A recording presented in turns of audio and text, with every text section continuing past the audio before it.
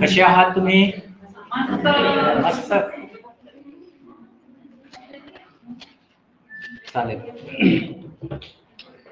कम्युनिकेशनचा topic सुरू करायचा आपल्याला है ना. लास्ट सेशन मध्ये काय शिकलो होतो आपण? Barriers in communication, types of media झाले. ओके. नंदिनी, आवाज येतोय माझा? नंदिनी? हो सर. ओके.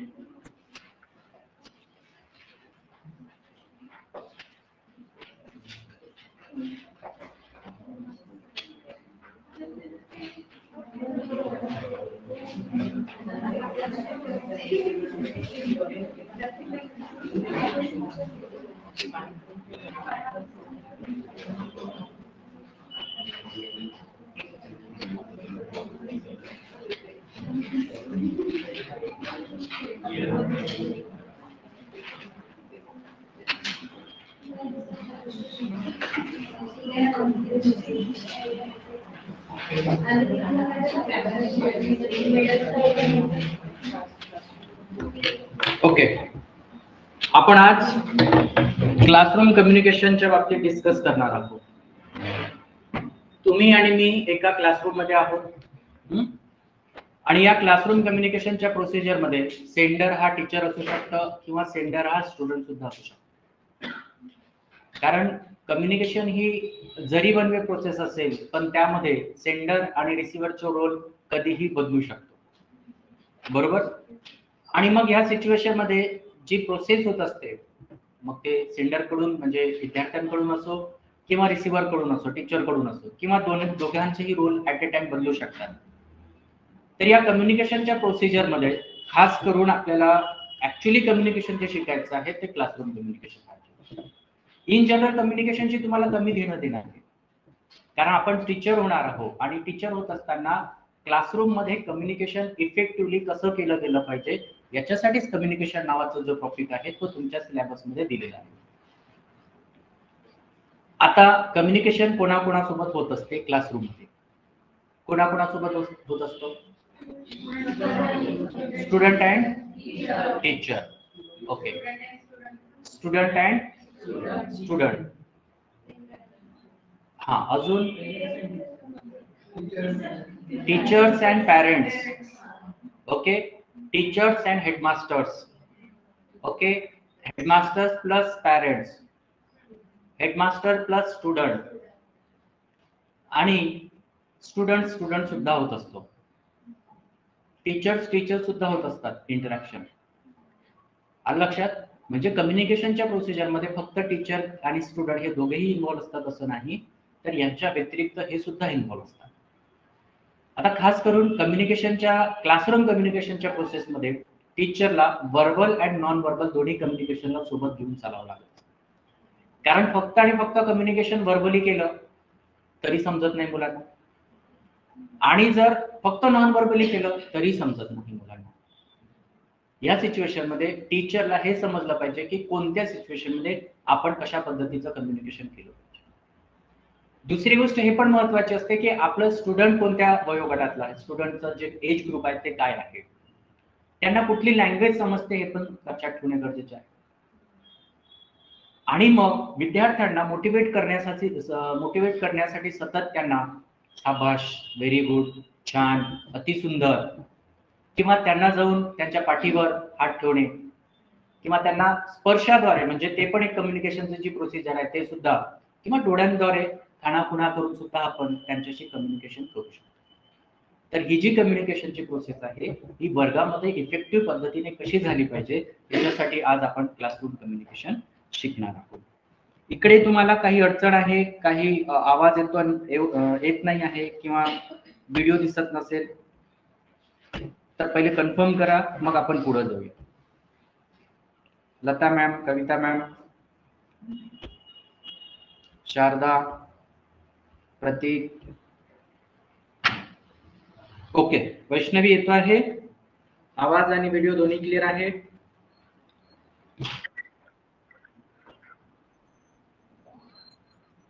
आता क्लासरूम कम्युनिकेशन मध्ये हा पिक्चर तुम्हाला दिसतो आहे की एक टीचर कुठेतरी स्टुडंटशी कम्युनिकेट करण्याचा प्रयत्न करतो आहे.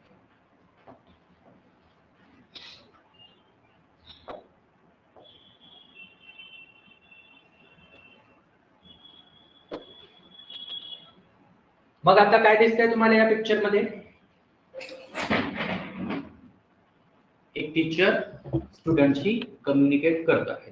मग हा पिक्चर असो की हा पिक्चर असो, कम्युनिकेशन क्लासरूम मध्ये का झालं पाहिजे आणि इफेक्टिव्ह का झालं पाहिजे? का वाटतं तुम्हाला की कम्युनिकेशन क्लासरूम मध्ये इफेक्टिव्ह झालं पाहिजे? कशासाठी?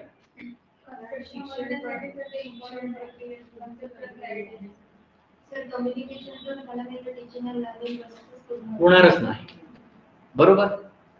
आणि जर कम्युनिकेशन इफेक्टिव्ह नाही झालं तर वर्गामध्ये विद्यार्थी बसून काही अर्थ नाही आणि क्लासरूम मध्ये टीचर असून सुद्धा काही अर्थ नाही. स्टुडंट जे असतात ते पॅरेंट्सला जितकं फॉलो नाही करत तेवढे ते टीचर्सला करतात, बरोबर. तर त्यांचं कम्युनिकेशन व्हायला हा, आणि मग टीचर सोबत टीचर मध्ये फक्त कम्युनिकेशनची स्किल नसली पाहिजे तर त्यांच्याकडे प्रेझेंटेशन स्किल सुद्धा असलं पाहिजे. नॉलेजचं प्रेझेंटेशन असेल, आपल्याकडे असलेलं नॉलेज असेल, तो नॉलेज कशा पद्धतीने आपण प्रेझेंट करायला पाहिजे ही स्किल सुद्धा असली पाहिजे. आणि सोबतच विद्यार्थ्यांना सर्वांना समान संधी देण्यात आली पाहिजे. नाहीतर एकच क्वेश्चन आपण पुन्हा पुन्हा क्वेश्चन विचारतोय आणि विद्यार्थी एकच उत्तर देत आहे तरी सुद्धा कम्युनिकेशन प्रोसिजर कंप्लीट होत नाही, इफेक्टिव्ह होत नाही. तर मग सगळ्या विद्यार्थ्यांना मोटिवेट करायला पाहिजे. जो या कम्युनिकेशनच्या प्रोसेसमध्ये इन्व्हॉल्व होत नसेल त्याला सुद्धा इन्व्हॉल्व करून घेण्याचा प्रयत्न करायला पाहिजे. आणि टीचरनी आपली जी काही कन्सेप्ट आहे ती त्यांच्या समोर मांडत असताना छान पद्धतीचे एक्झाम्पल्स देऊन त्यांच्या समोर ते कम्युनिकेशनची किंवा ते कंटेंट जे असेल ते त्यांच्या समोर ठेवलं पाहिजे. बट क्लासरूम कम्युनिकेशन काय आहे ते समजून घ्या पाहिजे. What is meaning of classroom communication? Communication within the classroom is important in order for students to learn effectively and should be put in the place from an early stage of learning. Classroom communication exists in the three categories: verbal, non-verbal, and written communication. Classroom communication जसं आपण पहिले verbal आणि non वर्बलचं म्हटलं, तिसरा प्रकार यामध्ये involve होतो तो रिटनचा. तर वर्बल आणि नॉन वर्बल तर आपण डिस्कस केलं, पण रिटन कम्युनिकेशन कशा पद्धतीने क्लासरूम मध्ये इफेक्टिव्हली आपण कम्युनिकेट करू शकतो? हो, ब्लॅकबोर्ड वर लिहिलेलं आहे. Okay, very good. अजून रिमार्क देतो. त्याने होमवर्क जर चांगलं केलं असेल तर त्याला गुड म्हणतो, स्माइली देतो, त्याला छान म्हणतो आपण, तर त्याला एक मोटिवेशन मिळतं, बरोबर. किंवा मग तुमच्यापैकी बेस्ट स्टुडंट मला कोण वाटतं, मी नाव लिहितो फर्स्ट, त्या विद्यार्थ्यांना मोटिवेशन मिळतं कुठलाही शब्द न वापरता. रिझल्ट लागल्यानंतर फर्स्ट, सेकंड, थर्ड रँक आल्यानंतर, बरोबर. किंवा कम्युनिकेशन करायचे की तुमच्या क्लासरूम मध्ये सगळ्यात बदमाश विद्यार्थी कोणता, हा कोणता. मग आपण ब्लॅकबोर्ड वर लिहून सुद्धा काढून घेऊ शकतो किंवा चिठ्ठ्या काढा, चिठ्ठ्या लिहा, कोणाला दिसलं नाही पाहिजे आणि कोण कोणाचं नाव लिहिताय कळणार नाही आणि ते चिठ्ठ्या गोळा करा. आणि ज्या विद्यार्थ्याचं नाव जास्तीत जास्त निघेल तो बदमाश है ना. खोड्या करणारा विद्यार्थी कोण लिहा, मी लिहितो खोड्या करणारा विद्यार्थी आणि तुम्हाला छोटे छोटे चिठोरे देतो, लिहा तुम्ही. सगळे लपून लपून लिहितात एकामेकाचं नाव, पण ज्याचं नाव जास्तीत जास्त वेळेस निघेल तो बदमाश, खोड्या करणार, बरोबर. रिटर्न कम्युनिकेशन असं सुद्धा होत असतं. ब्लॅकबोर्ड वर मला लिहायचं आहे, प्रश्न लिहून देतो मी तुम्हाला, ते सुद्धा रिटर्न कम्युनिकेशन असतं. ओके, तर कम्युनिकेशनच्या प्रोसेसमध्ये verbal, non verbal and return communication हे तिन्ही कम्युनिकेशन क्लासरूम कम्युनिकेशनशी संबंधित असतात. ओके, मग वर्बल कम्युनिकेशन काय असतं? What is verbal communication? त्याला मराठीत आपण म्हणूया शाब्दिक संप्रेषण.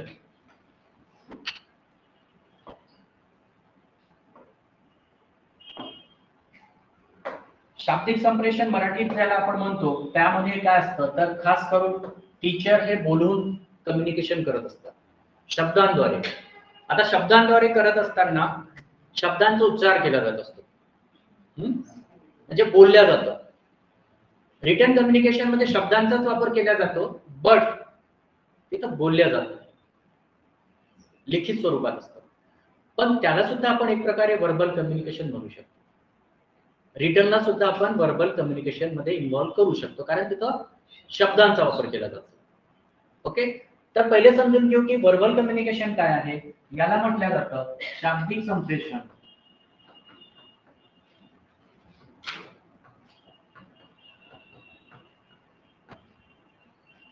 Verbal communication refers to sending or receiving a message through sounds and language. खास करून sounds and language.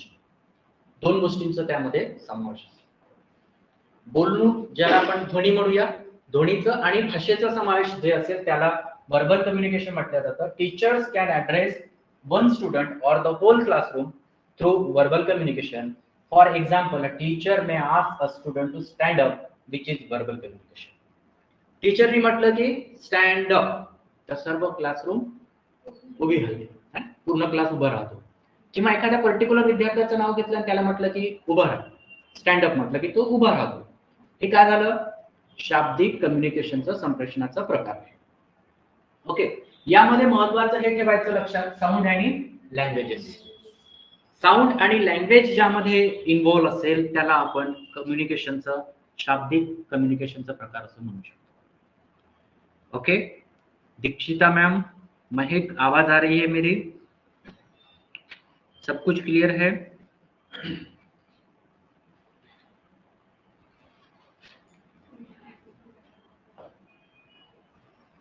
Okay, now non verbal communication. जिथं शब्दांचा समावेश नसतो, बोलून ध्वनी किंवा लँग्वेजचा समावेश नसतो, पण खानाखुणांचा समावेश असतो. ज्यामध्ये आपण बेस्ट एक्झाम्पल घेऊ शकतो. तुमच्या व्हॉट्सअप चॅटिंग दरम्यान तुम्ही जे इमोजीसचा वापर करता, किंवा क्लासरूम मध्ये आपण कोणताही शब्द न म्हणता आपण जेव्हा हावभावांद्वारे कम्युनिकेशन करत असतो, ते सुद्धा स्पर्श असेल किंवा खास करून मूकबधीर विद्यार्थी किंवा व्यक्ती जेव्हा कम्युनिकेशन करत असतात, साइन लँग्वेज त्याला आपण म्हटलं जातं. तर साइन लँग्वेज काय असतं, तर तिथं शब्द नसतात पण साइन चिन्हांद्वारे ते कम्युनिकेशन करत असतात. त्याला नॉन वर्बल कम्युनिकेशन आपण म्हणू शकतो. Maintain eye contact. बघा, जे विद्यार्थी किंवा जे व्यक्ती एक दुसऱ्याशी कम्युनिकेट करत असताना आय कॉन्टॅक्ट मेंटेन करत नसेल तर आपण काय समजतो, खोटा बोलतो आहे किंवा त्याच्यामध्ये आत्मविश्वासाची कमी आहे, लो कॉन्फिडन्स आहे, पुअर कॉन्फिडन्स आहे. तो इकडे तिकडे बघतो आणि बघतो आहे. कम्युनिकेशन नाचे दोन प्रकार आहे. तो क्लासरूम मध्ये एकाच कोपऱ्याला धरून बघत असतो आणि तिकडेच पाहत असतो. इकडे विद्यार्थी काही करत असेल तर ते कम्युनिकेशनची प्रोसिजर नसते. आणि अशा वेळेस तुम्ही जर विचार केला तर कम्युनिकेशन किती इफेक्टिव्ह होतं हे तुम्हाला माहिती आहे.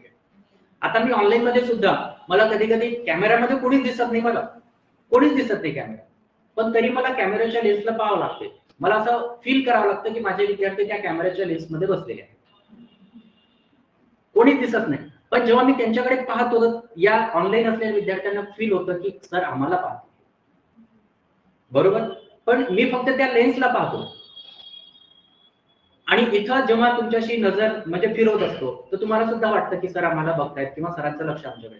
फक्त मी कॅमेराच्या लेन्सकडे बघत असलो तर हे तिकडे धिंगामस्ती करतात, कोणी पेनच करते है ना, कोणी काहीच बनत असते, काही डिस्कशनच चालू असतात, काही कोड्या करणेच चालू असते. मग जेव्हा सरांची नजर फिरून जाते तर सगळे व्यवस्थित बसून जातात, बरोबर. तर ही कम्युनिकेशनची जी प्रोसिजर आहे, आय कॉन्टॅक्ट मेंटेन करणे, हे सुद्धा कम्युनिकेशनच्या प्रोसेसमध्ये मोस्ट इम्पॉर्टंट पार्ट बनून जातं. Then practice good posture. नेहमी आपण एक चांगल्या पोस्चर मध्ये उभं राहिलं पाहिजे, बोलताना किंवा कम्युनिकेशन करत असताना किंवा दुसऱ्यांसमोर उभं राहताना सुद्धा. खूपदा आपण मोठ्या लोकांसमोर जातो आणि कोणी असं इकडं पाय करून उभं राहतात किंवा मग हातवारे कसे तरी करतो किंवा बसून खुर्चीवर बसून असतो, पाय हालत राहतो, सतत हलवत असतो आपण, है ना. काही लोकांना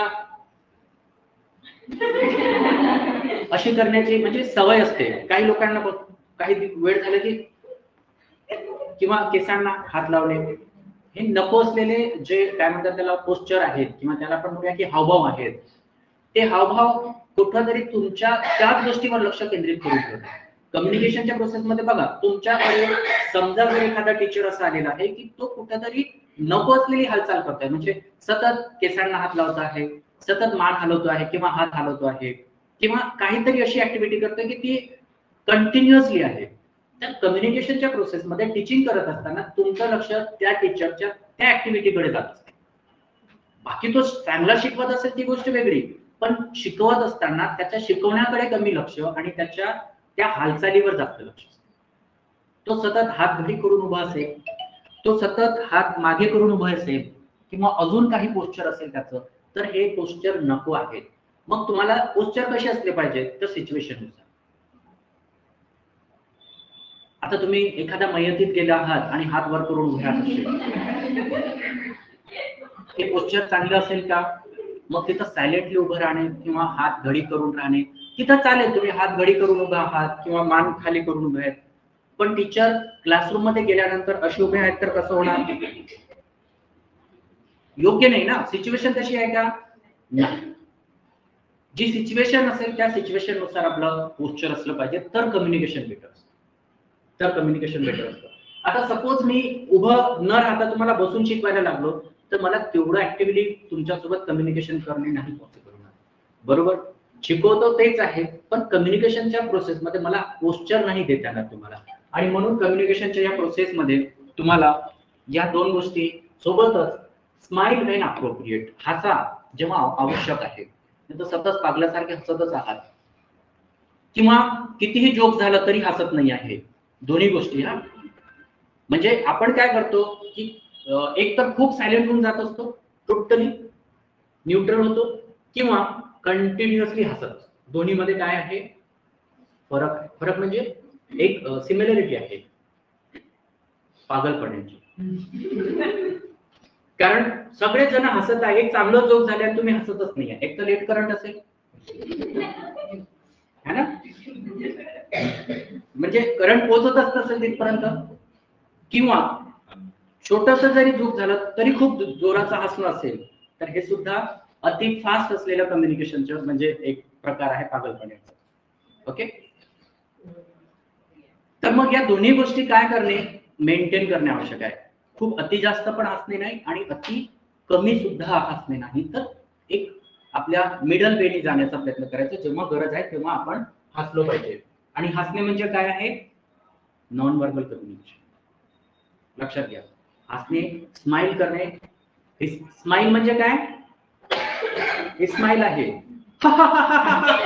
हे स्माइल नाही आहे. याला स्माइल म्हटलं जातं का? हा, ते लाफिंग आहे. काही लोक इथं असतात आणि अर्धा किलोमीटर पर्यंत आवाज जात असतो, तुम्ही पाहिलं असेल. तर ते लाफिंग आहे, ते स्माइलिंग नाही आहे. आपण काय म्हणतोय? स्माइल व्हेन अप्रोप्रिएट सिच्युएशन तुमच्या समोर आहे तर स्माइल करा. ठीक आहे. Then avoid unnecessary movement. काय असते क्लासरूम मध्ये? जसं मुलं टीचिंग करत असताना किंवा कम्युनिकेशन करत असताना एखाद्याला टोचणं असेल, किंवा मग एखाद्याच्या खांद्यावर हात करून उभं, आपण खांद्यावर हात ठेवून उभे आहोत, है ना, किंवा कोणाला मागून ओढतो आहे, शर्ट ओढणे असेल, किंवा त्याला त्रास देणे असेल, किंवा केस ओढणं असेल, ही मोमेंट सुद्धा क्लासरूम कम्युनिकेशन मध्ये इफेक्टिव्ह कम्युनिकेशन करण्यापासून तुम्हाला बॅरियर निर्माण करतं.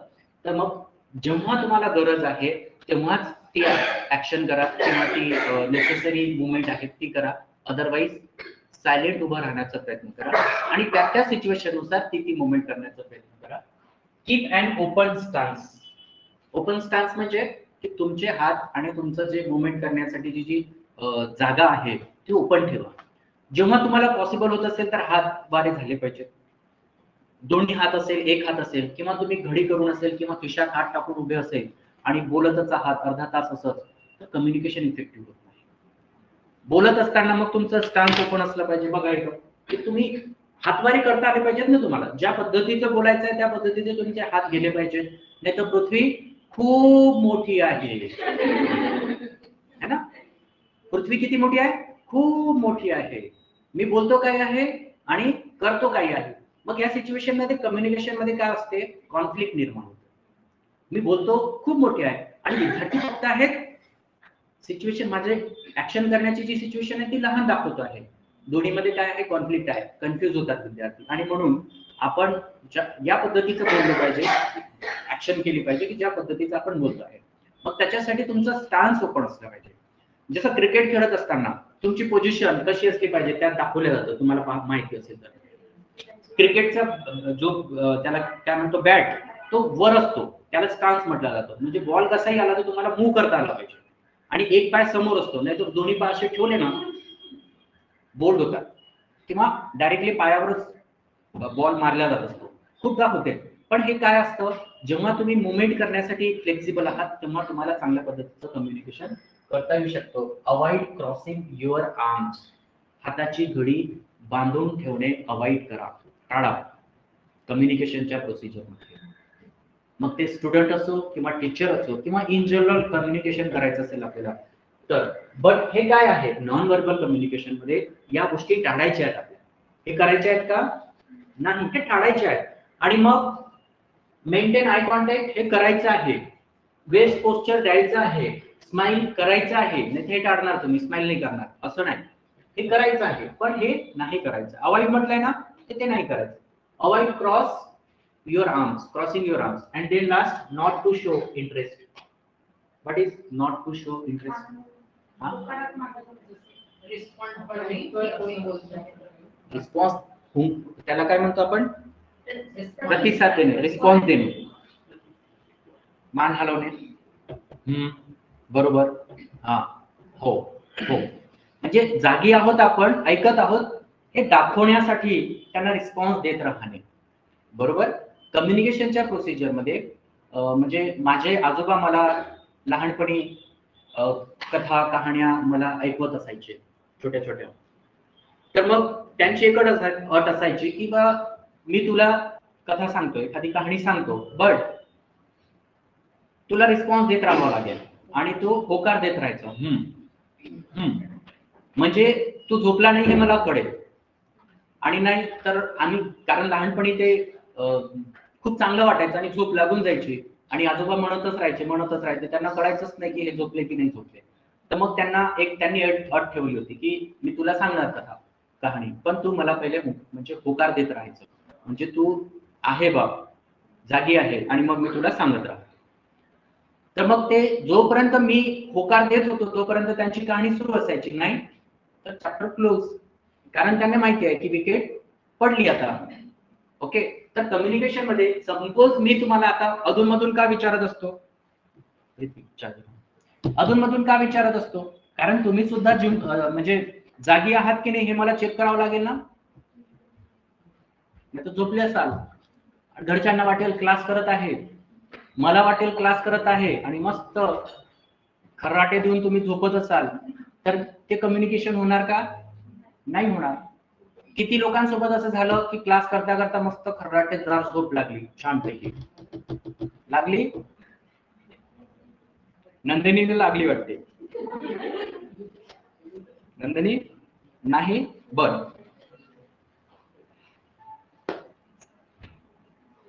तर मग हे कम्युनिकेशन मध्ये असलेले नॉन व्हर्बल कम्युनिकेशनचे काही गोष्टी आहेत की ज्या तुम्हाला काही फॉलो करायच्या आहेत, काही फॉलो नाही करायचे. मग नॉन व्हर्बल कम्युनिकेशन काय आहे? refers to communicating without words through body language, gesture, facial expressions, the tone and pitch of the voice and the posture. बरोबर. टोन ऑफ पिच असेल, या सगळ्या गोष्टी जेव्हा तुम्ही करत असता त्या सिच्युएशन मध्ये तुम्हाला इकडे शब्दांचा वापर न करता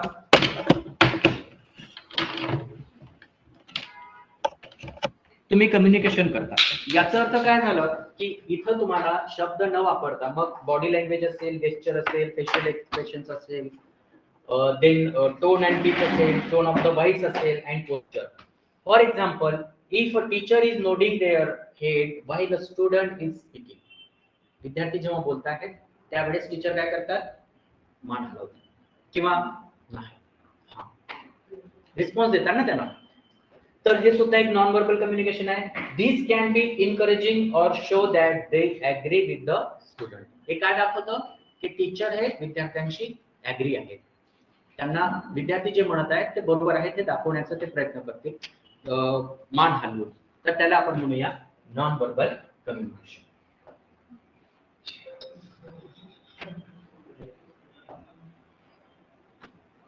then written communication. Written communication हा तिसरा प्रकार आहे कम्युनिकेशन मध्ये की ज्याचा वापर आपण कम्युनिकेशनच्या क्लासरूम कम्युनिकेशन मध्ये करत असतो.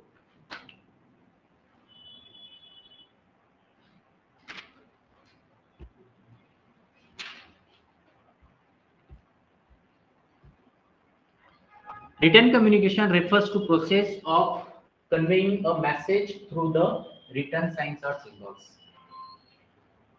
चिन्ह किंवा सिम्बॉल्स म्हणजे संकेत. बरोबर, संकेत चिन्ह सुद्धा म्हणू शकतो आपण त्याला किंवा चिन्ह म्हणा. तर याच्याद्वारे सुद्धा आपण कम्युनिकेशन करत असतो. जसं मी तुम्हाला म्हटलं की डू,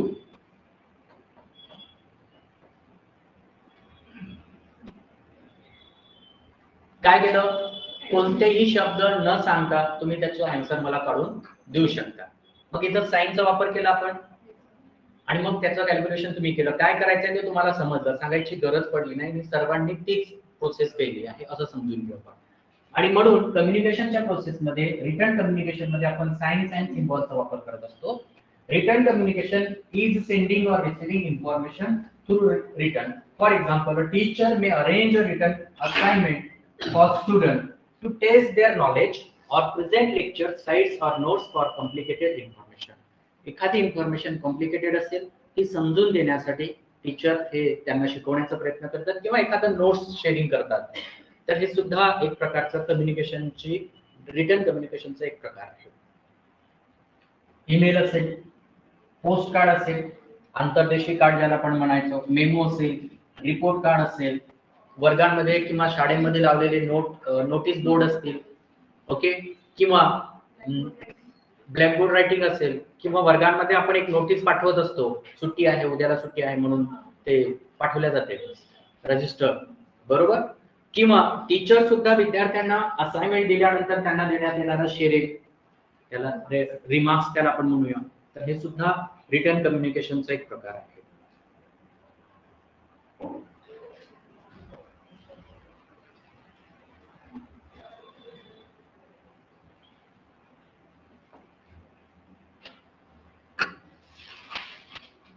कोल अँड चॅन यांच्या म्हणण्यानुसार कम्युनिकेशन प्रोसिजर काय आहे?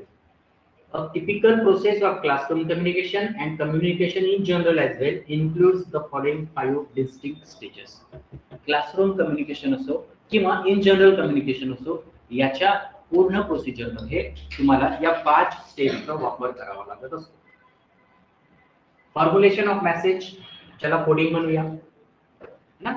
Next process formulation of message म्हणजे मेसेज तयार करणे. ते मेसेज तयार करत असताना त्याला कोड करणे. कोड करणे म्हणजे त्यांना काही शब्दाद्वारे, काही चिन्हांद्वारे त्याला बनविणे, त्याला आपण म्हणूया की coding of message, encoding. Then message transmission, त्याला म्हणूया मेसेज एका ठिकाणाहून दुसऱ्या व्यक्तीपर्यंत पोहोचवणे किंवा सेंडर पासून रिसीव्हर पर्यंत पोहोचवणे. तर मग याला आपण कशाद्वारे पोहोचवतो? चॅनलद्वारे, ओके.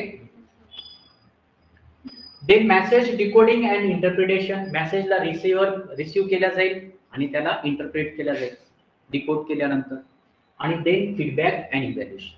या 5 मुख्य गोष्टी तुम्हाला कम्युनिकेशनच्या प्रोसिजरमध्ये लक्षात ठेवणे आहेत. आणि जर तुम्हाला या गोष्टी आल्या तर हे तर महत्त्वाचं आहे, पण याच्यामधून एखादी कमी जास्त झाली आणि दुसरे सुद्धा याचे नावं असू शकतात. जसं आपण इथं इनकोडिंग म्हणतो आहे है ना, याला कोडिंग सुद्धा म्हटलं जाऊ शकते, इन काढून दिल्या जाईल. किंवा याला आपण असं पण म्हणू शकतो की सेंड करणे है ना. सेंडर करणार ना. सेंडर कशाद्वारे? मेसेज ट्रान्समिट केला जाईल चॅनलद्वारे किंवा मीडियाद्वारे. मग तो मेसेज डिकोड केला जाईल म्हणजे रिसीव्ह केला जाईल आणि त्याला इंटरप्रेट केलं जाईल, बरोबर. आणि then feedback and evaluation.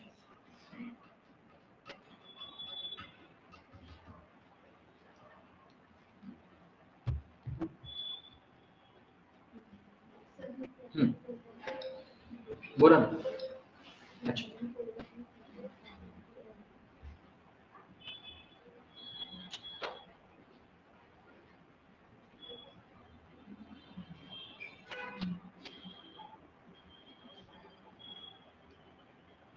Education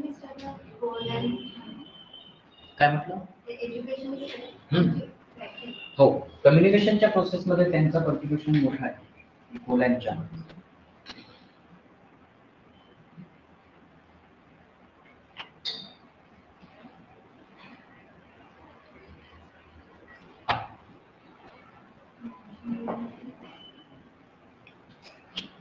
smug and स्मगचं एक डेफिनेशन दिलेली आहे त्यांनी, ती लिहून घेऊ आपण आणि कम्युनिकेशनची प्रोसिजर आधी तर थांबूया. मग आपलं जे सेशन आहे 7 वाजताचं ते आपण स्टार्ट करूया. 1997 मध्ये त्यांनी रिकमेंडेड केलेलं आहे, the teachers can be aware of this things may have a negative impact on classroom communication. The teacher should arrange opportunities for the discussion of such feelings, attitudes and expectations which remain just under the surface in classroom communication.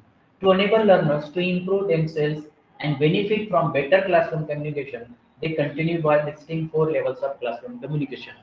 तर कम्युनिकेशनचे 4 levels त्यांनी दिलेले आहेत. त्यामध्ये ते म्हणतात की टीचरने classroom communication करत असताना काही गोष्टी लक्षात घेणे गरजेचे आहे आणि त्याला जर इफेक्टिव्ह कम्युनिकेशन करायचं असेल तर त्याच्यासाठी या गोष्टी लक्षात ठेवणे गरजेचे आहे. त्यामध्ये विद्यार्थ्यांना त्यांनी अशी संधी उपलब्ध करून दिली पाहिजे की ज्यामध्ये त्या विद्यार्थ्यांना डिस्कस करता आलं पाहिजे. कशाशी संबंधित?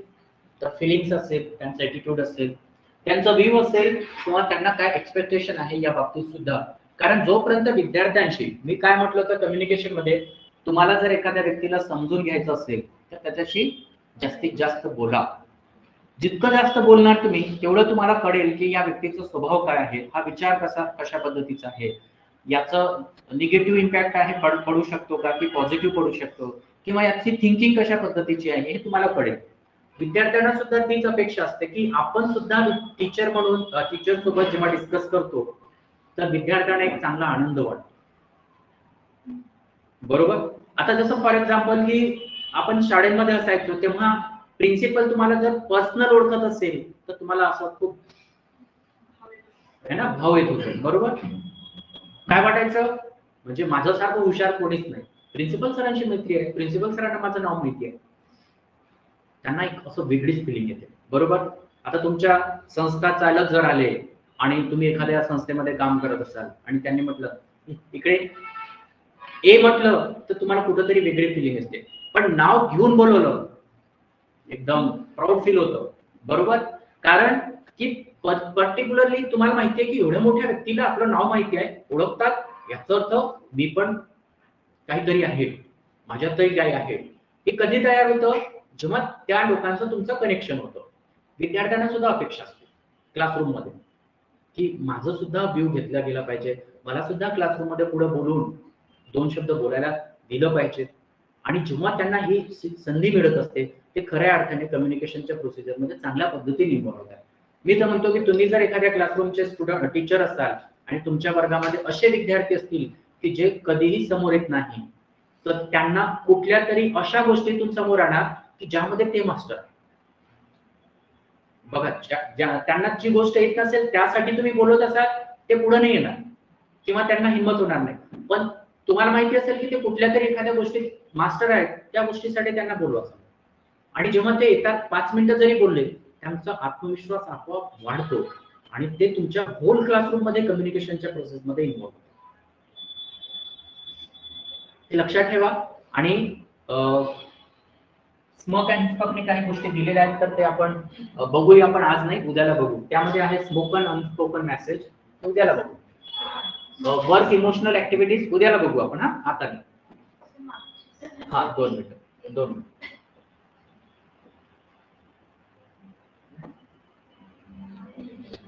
लिहून घ्या. यानंतर आपण रिझनिंग मध्ये डायरेक्शन.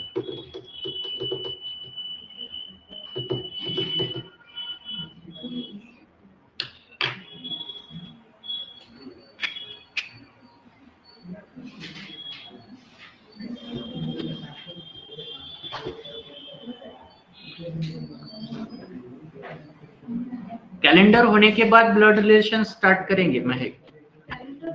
सॉरी डायरेक्शन होने के बाद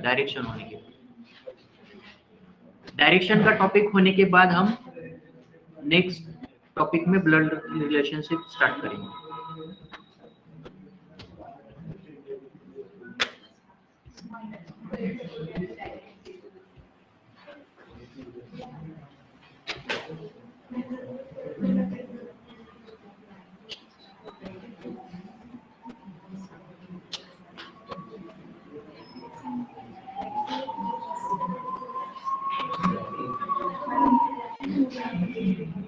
ठीक आहे, 5 मिनिटाचा ब्रेक घ्या आणि मग डायरेक्शन हा टॉपिक आपण स्टार्ट करूया।